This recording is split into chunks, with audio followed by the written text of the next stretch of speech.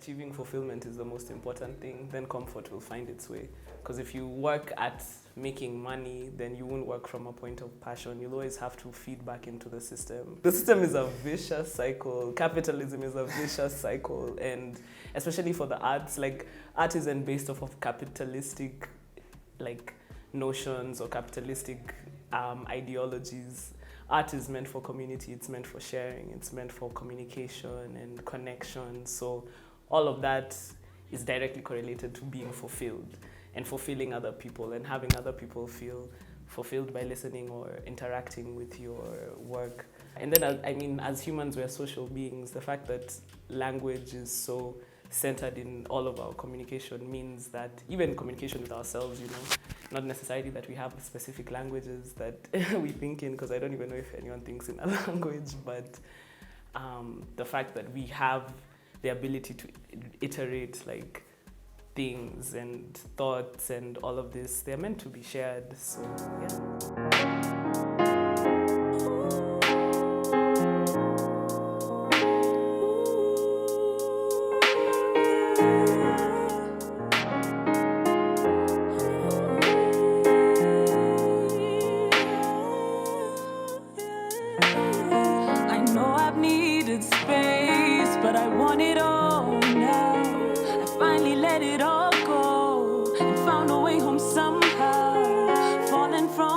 Graces, but I'll make it on my own. Will they recognize the face they wanted eaten up by the storm? My flow is different and my weed loud. You might catch me slaying demons now. Internal dissonance and fear, child. I fight to walk another day. I don't wanna prove it, I just wanna groove it. Let it do it, yummy juices. Maybe share it with magic women, 'cause we are everything, beautifully different all our ways.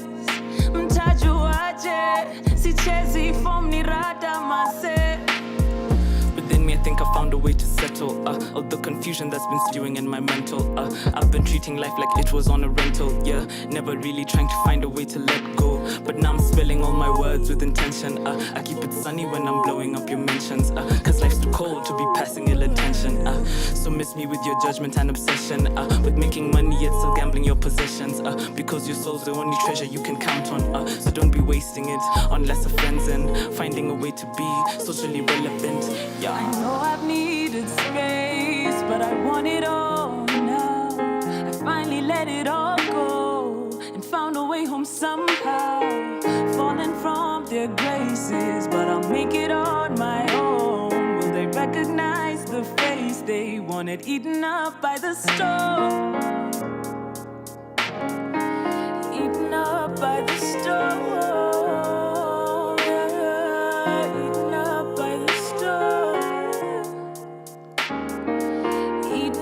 By the storm,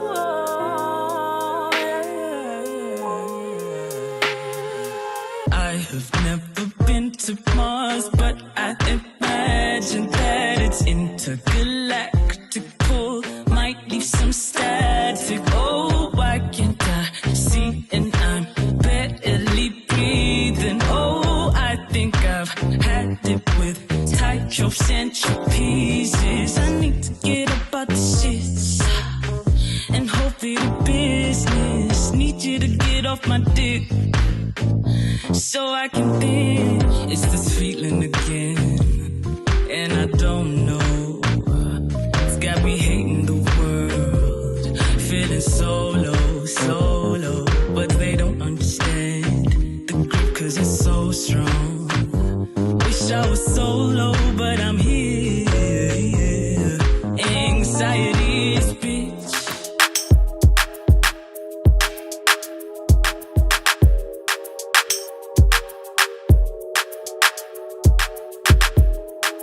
Pump up the bass, yeah. Step it, move it to the side, yeah. Pump up the bass, yeah. Step it, move it to the side, yeah. Hold up, drop it down. Show up with that funky sound. Run it to the ground. Show you where the magic's found, yeah. Show you where the magic's found. Ooh, yeah. I I know you wanna check up on it. This girl, yeah, she gorgeous, a bad thing, she on it. And she free to mind, oh. On the move, she take it back, yeah. Your whole crew be acting shady. He sauce me, me choosy, they're hating this gravy. Find a way to act right, yeah. If you wanna take a bite, oh. Hold up, drop it down. Show up with that funky sound. Run it to the ground. Show you where the magic's found. Hold up, drop it down. Show up with that funky sound. They never look back once you blink at the long aching hours you take piecing yourself back together. All the time you'd wished for better, excruciating and spent, bearing your soul, who never perceived you as whole, only valuing the bits and pieces they borrowed, as your heart grew heavy and hollowed. But here you are now, beautifully broken, whole yet part of something. You are the necklace, the phoenix, the god, the passenger. Where have you been? How will they know? How will they know? How will they know? Where have you been? How will they know?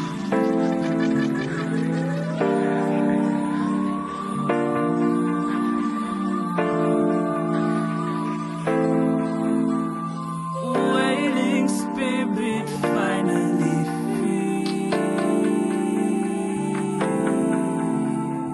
Gain the power to be me.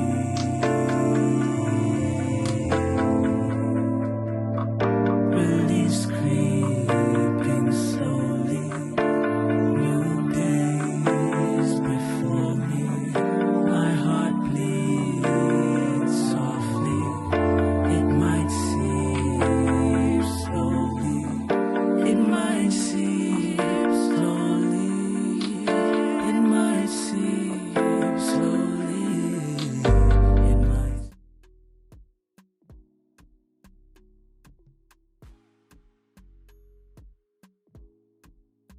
Wagwan friends, my name is Bakhita. I'm a multidisciplinary artist based in Nairobi, Kenya. What that means is I'm a musician, stage and set designer, painter, lover of life, you know. Yeah, I've been practicing and working now actively in this since about 2019. Just working in these fields, some since 2005. Now music I started in 2005, like with classes and all of that stuff. For art also kind of around the same time, like let me say 2010 is when I started doing it now like properly. Yeah, and now we're here.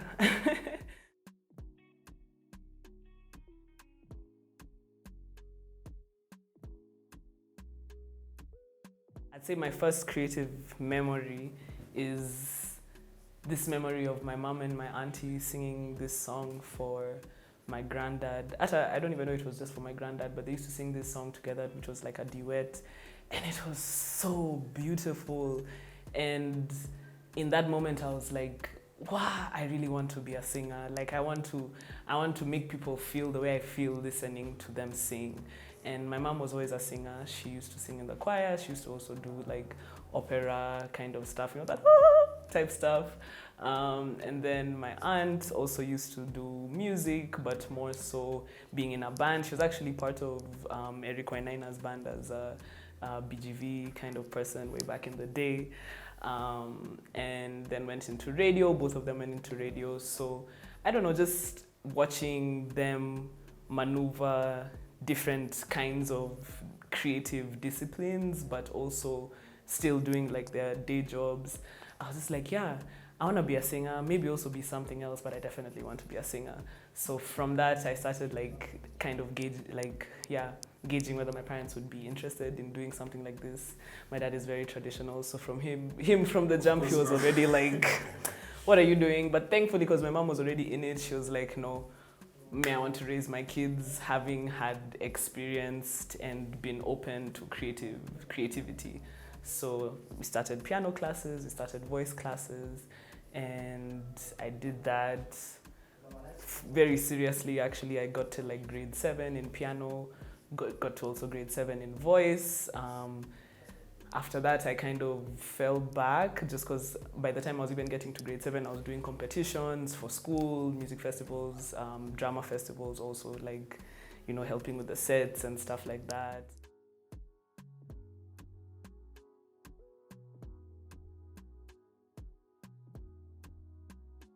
Yeah, so after that, now I doing all of these competitions and things like that, and now mostly practicing other people's music, it kind of hit me that, I don't know, I don't want to be a singer that only sings other people's work, and I don't want to be just a cover musician. I want to make music, you know, I want to write things that make people feel like, you know, the way I had felt when I was younger.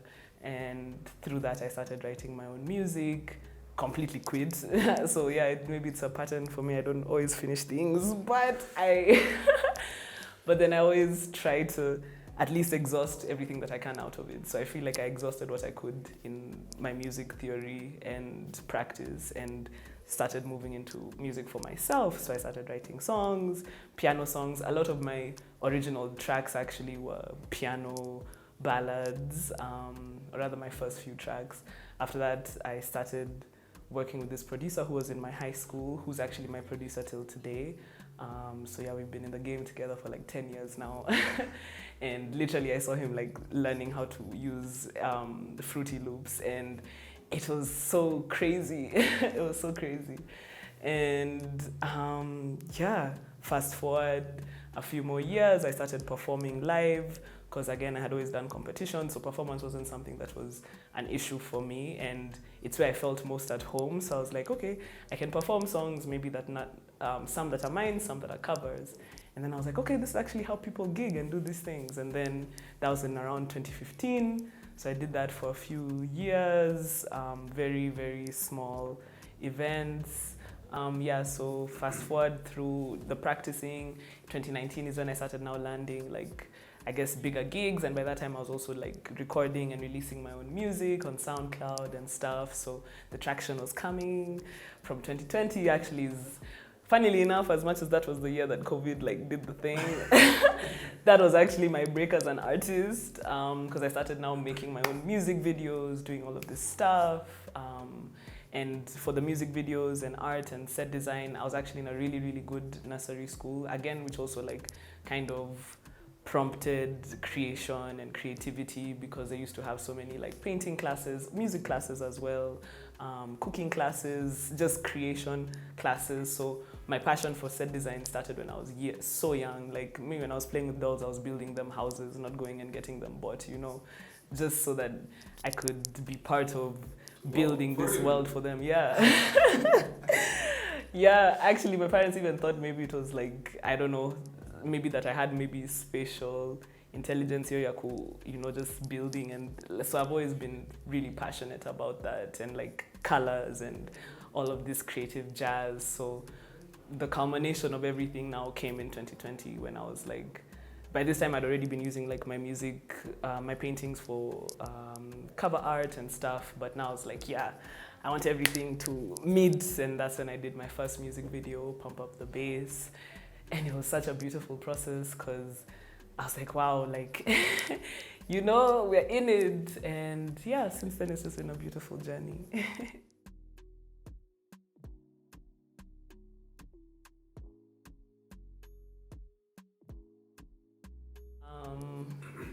My growing up family life, I don't know, it was... Outside creativity, what else were you known for, at least in the house? In the house, for starting shit, man. For starting shit. Literally, I'm the firstborn, so a lot of the way that I am now is based off of the fact that I rebelled seriously. Like, I was raised super Catholic, can't have to be home by this time, you can't really talk to boys, you can't really have a phone. I didn't have a phone actually till a lot later in my life, so I used to listen to music with my mom, through my mom. even then, like when I had a phone, you know, my parents had the password to my phone, they'd be doing random checks on it, like very, very traditional, also borderline obsessive kind of parenting. So I'd say that really built my anxious persona. So my mental health has been something that I definitely have struggled with because of the way I was brought up. And then was having rows with my dad. Like me and my dad had a very, very bad relationship. I'd say the past like 2 years is when, actually, let me say 3 years is when we've really been working at it intentionally and trying to cultivate better ways to communicate with each other. Because, I mean, the worst of it got to a point where like I was trying to explain to him that I was very depressed and, you know, suicidal, and he was basically just like, you know what, go ahead and do it then. And it's like, bruh, for real, you know I will. And yeah, so the way I was brought up was me having to really stand up and shout for myself, for the things that I wanted to do, for this career now. Because man, without my mom, I wouldn't be here. And I'm really grateful to her, but she also struggles with mental health. So, we've all just been going through things. And then also watching this kind of like relationship with me and my parents also affected my sibling because, I don't know, I was more there for them for a lot of just being able to speak, being able to express themselves, because again, we were brought up very traditionally. So I took on the role of just trying to not be their mother, but, you know, just be there. And yeah, so that was growing up.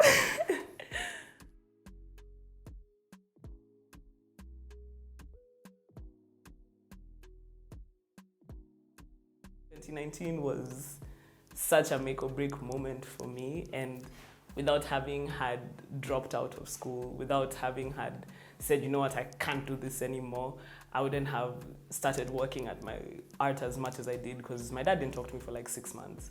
And he was like, we're done with you, you've wasted all our money, you've done all of this. And it's like, at the end of the day, they had always known what it is I wanted to do, and I knew what it is I wanted to do, so now I had to show. And sitting with it intentionally and working at it intentionally, I was like, shit, I'm an artist. Oh shit, people know I'm an artist. Oh, what? Yani, things are adding up. Yani, I'm living like, you know, Yani, I'm working at this and making money. And like that moment, that moment is when, actually there's 2 moments that I can say that were a big shift. That shift was for the intentionality with my artistry, because by that time I was like an artist, but I wasn't intentional with it, so it wasn't my career. So dropping out of uni and like opening an art studio, which my mom really helped support me even with like rent the first like year, and just having that support and finally having the space to be an artist and pursue that, like that propelled me so far, because knowing that I finally had the support of my parents to do this, knowing that, you know, regardless, like I'm actually going to give this a real go, I was able to visualize my end goal and start working towards it. The second time, actually, which is before this, which is a pretty dark story, I tried to commit suicide in 2017, and after that, I kind of had to go through a shift, because it was like, you know, am I actually trying to survive this life and keep living, or are we gonna die? So that was a really real moment for me, because it was like the culmination of all the trauma that I'd experienced thus far, and sexual abuse, mental health, physical abuse. Like, are we going to let that drown us, or are we going to transform that pain and make something better from this life? So yeah, those are the 2 moments that definitely have shaped me as an artist, because the second being the first is what pushed me to have as tough of a skin as I have in this industry. The second is what pushed me to have faith in myself in this industry.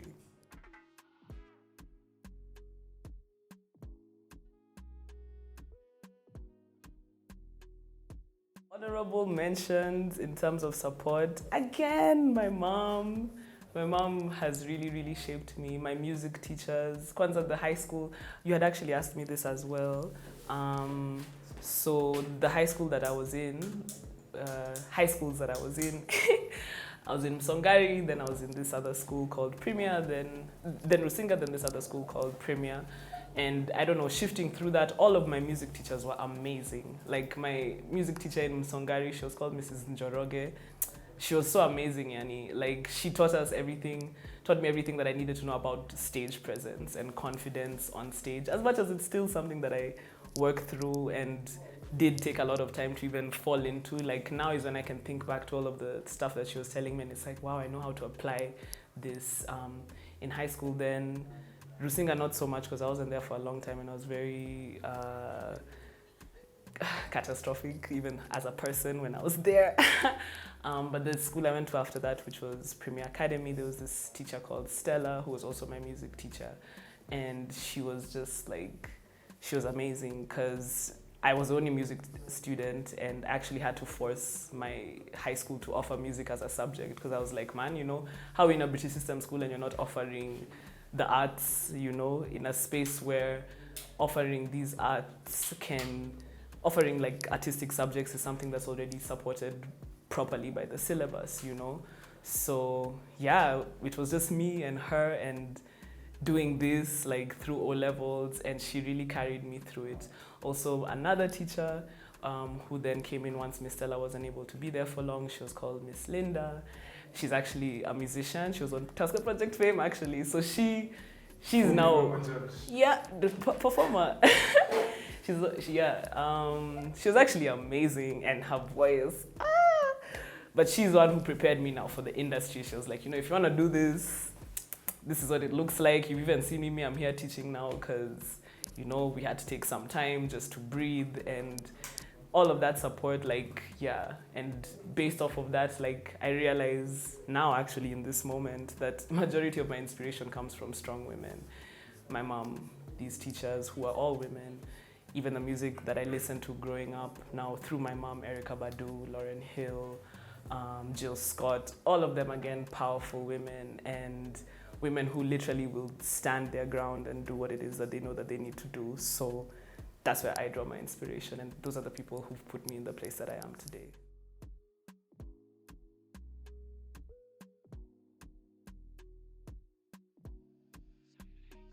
I'd say it's interesting. I think corporate is a lot more open these days to reimagining what creation and creativity can look like, and because they're reimagining this and they have the capacity, I mean financial capacity, to actually accommodate creatives, that's one of the leading places that I'd say, you know, as a creative, you should look for enough corporate clients. And I say this now as a set designer especially. I started working with like brands quite early actually. My first brand kind of collaboration was through a photographer who was working for Vogue. And just through that, realizing the kind of like exposure that it gave me, it was like, any of these people like actually put you on the map. And through that, now people kept coming back for my set design, like, yo, can we do this? I did this then for Spotify. I was able to do this other thing for Amaka, something even for the UN sometime last year, which, you know, they all feed into each other. And then these are the people, at least, or rather not just the only people who will pay you, but at least here you're not having to negotiate how much it is that you need to be paid, because if they've come looking for you, then they're taking the red card or they walk. So I feel like aligning with corporate, that then also not all just corporates, like you wouldn't find me trying to work with, I don't know, let's say a corporate that's openly anti-gay or just homophobic. Like I wouldn't do something like that because it doesn't align with my values. But if you're able to find a company that aligns with your values and your passion and your artistic expression, then yeah, go for it. And that will at least help sustain you financially in a way that you're working as an artist, but you're also still having space to create as an artist, because Bakhita the musician and Bakhita the set designer, as much as they're the same person, the way I handle them is completely different, because I need a lot more space to express as a musician than maybe I need as a set designer, who will come in with expression, but I'm a lot more open to direction because it's this thing. As a musician, you can't tell me what I'm going to write about. This is my music. So yeah, have to find a good harmony so that you can sustain yourself.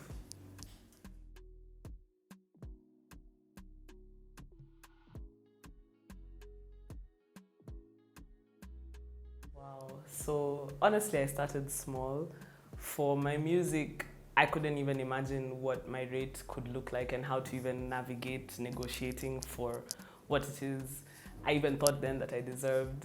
And that's when now I decided to get management to help me. So without Kipepeo, honestly, my music, I wouldn't have known how to start pricing that. I wouldn't even have known what live musicians should be paid and stuff like that. So through that, now we've kind of gauged and grown. So you start small. As you grow and you have more clients, more performances, more things, you build. For my sets also, I started mostly even doing them for free. Kidogo kidogo, it was 5K, kidogo kidogo 10. Now it's, inaenda ikipanda. So it depends also with the client. Again, corporate, we're definitely charging you a bit more because you have the money. So I'm always open to negotiate with creatives. I don't negotiate with corporate. Because we're here for the creatives, we're here to create with creatives, and so there's no fixed rate, but definitely one big part about even the rate card and even what working with Kipepeo and working in set design has taught me is that by then kujiaminia. If you don't believe that you're worth the price that you're setting, people will get you to negotiate that price. And the moment you can say, this is my mark, this is my cutoff.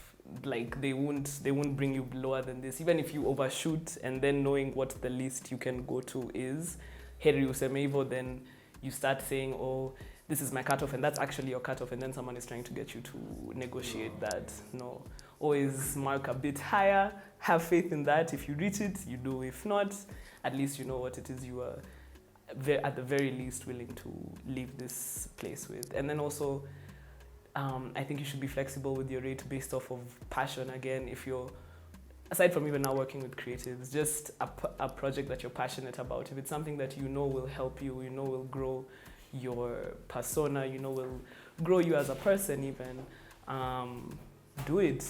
Even if there's no budget, do it. Like, some things are just worth it. And you'll know when something is worth it because your spirit will be calling you to do it. If it's not, don't do it. If you feel like, if I do this for free, itakuwa imenieka mali pabaya, then don't do it. And again, this is not to say that people should be doing shit for free. Only if, it's absolutely necessary to do so. And I feel like these days there's not even a way to do things for free per se, because you'll do something for free, but then later it might end up making money. Have your contracts in place, split sheets in place. Me, I'm surviving entirely off of my art, bruh. I don't have a 9-to-5. I don't have any stable source of income at all. We are just out here vibes and inshallah, my friends. But it's largely because men, like I said, you have to believe in your worth. And then one trick actually that I've learned recently is trying to make sure that you have more than just one source of income. So even as an artist, you know that you can expand your disciplines. As a musician, maybe you're a guitarist, which means you can accompany other people who are performing, make money off of that, have your own shows as a guitarist, make money off of that, teach guitar, make money off of that. So you have all of these like different avenues and streams of income so that you're not just going at zero because you're only expecting income through performances. Performances are far between, teaching gigs are far between.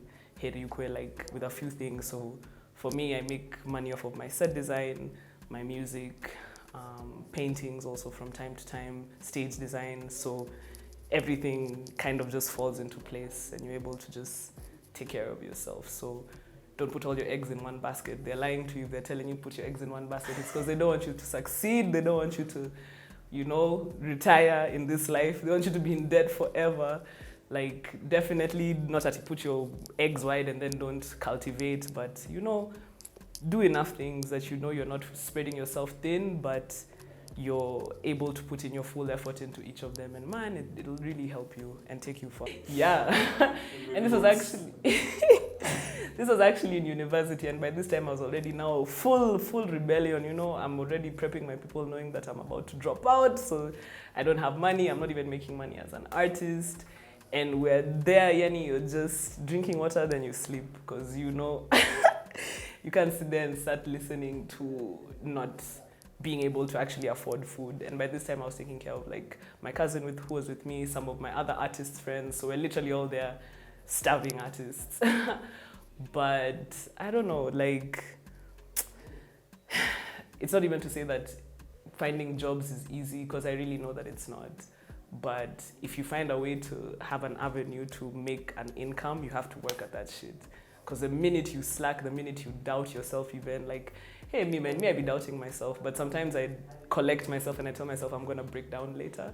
We're going to deal with all of that doubt and all of that sadness later. But for now, we're just going to collect ourselves and work at this. So, man, the moments of being a starving artist are never far between, and you're always on the brink of maybe losing everything again. It's just how you plan yourself. So always have savings in place, always have a spending plan in place. Like, that's also something that I had to learn, because last year I'd keep saving only for one thing and not wide enough that I could encompass doing a bunch of things, and I'd always end up back at zero. And then if you're working from a scarcity mentality, you overwork yourself, or then put yourself in spaces where you're allowing yourself to take less of an income, knowing full well that this is what your price should be. So, man, yeah, just keep checking in on yourself so that you don't fall into a space where you're not able to manage money or keep income. Because, like, for instance, now, January, February, I didn't earn anything at all. So it was up to me to have been able to have saved or like be doing these small things. Even my sets like were very small sets, and they weren't, so I was getting into a small depression, and I was like, this can't happen again. So now even the way I'm saving and planning is just like, and the savings that I was able to kind of accumulate in December through, because end of the year is always very hectic. For creatives actually, especially, save towards the end of the year. You save because gigs are there and there are many, but Jan, Feb, man, you need to be ready for that drought. You really need to be ready. Honestly, like, it might be so cliche to say, but confidence and having faith goes such a long way. Like, you could be starving, but if you carry yourself into this meeting room, like, maybe it's like a job application, and you carry yourself there like, you're not going to find anyone else as good as me. You're going to get that job.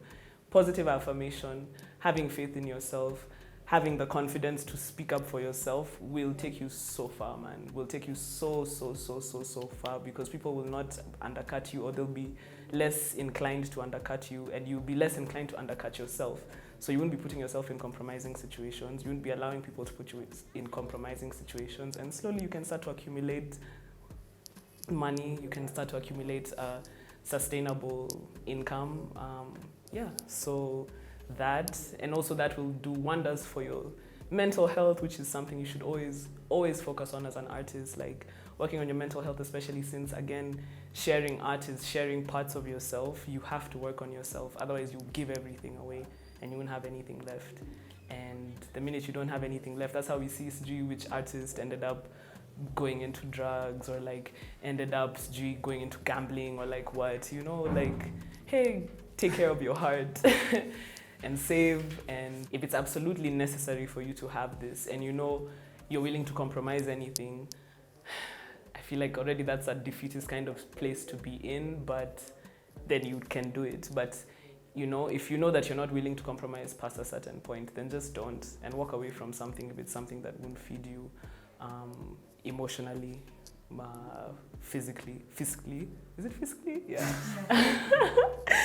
Yeah, physically and physically. So, just, gauge what it is that you're actually trying to get out of that interaction. So if it's because, man, you really need to pay rent, and let's say rent is like 15K, and you need that 15K, and this person has said they can only pay you 15, take it. Pay your rent. Think about tomorrow. Tomorrow, don't compromise. But again, compromising only feels painful when it's at a place that you're also compromising yourself. So if now you had known you needed 15 and you're only able to get 5, will that 5 really do anything? Because you've still had to pay for your transport to get there. You've still had to do all of these things. So think about it logistically and logically. Is it making sense? And then you can gauge how much you need to compromise.